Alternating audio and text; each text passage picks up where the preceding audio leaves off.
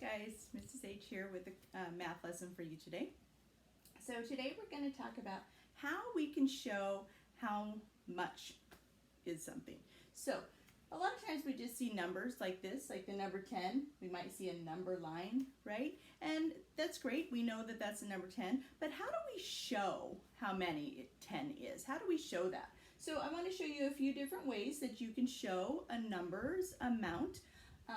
You can write it, obviously, you can write the 10, but not everybody always knows that that's 10, so they might need to count. But can you count that?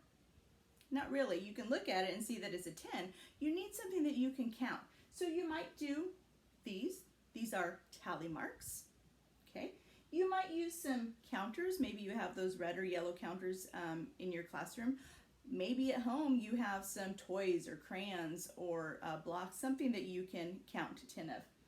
You can even draw yourself a 10 frame. And remember, we call this a 10 frame because there's 10 spots on it. So if all 10 spots are marked, that equals 10. So these are all things that we can count.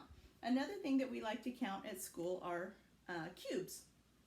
So I've made a set of 10. 1, 2, 3, 4, 5, 6, 7, 8, 9, 10.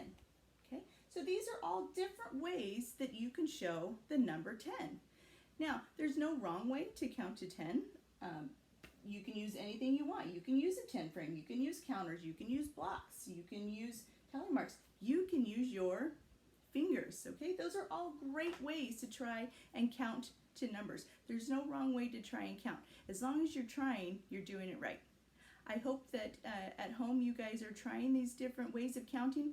Maybe when you're setting the table for your family, count the forks, count the plates, count the cups, count the napkins. Okay, those are all things that you can count. And once you start counting, it'll get easier. And start counting more things. Maybe count the amount of crayons that you have. Maybe count how many markers you have.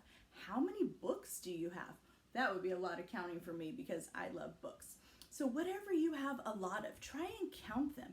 And then once you've counted them, try and write the number that is the same as what you counted. So if I counted 10 tally marks, I would write the number 10. Okay?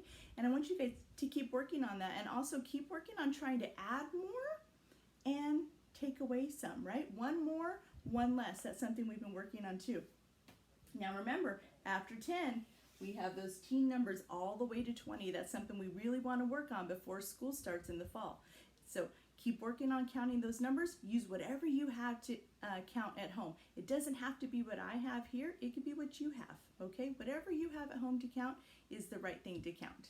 Have a good day, friends.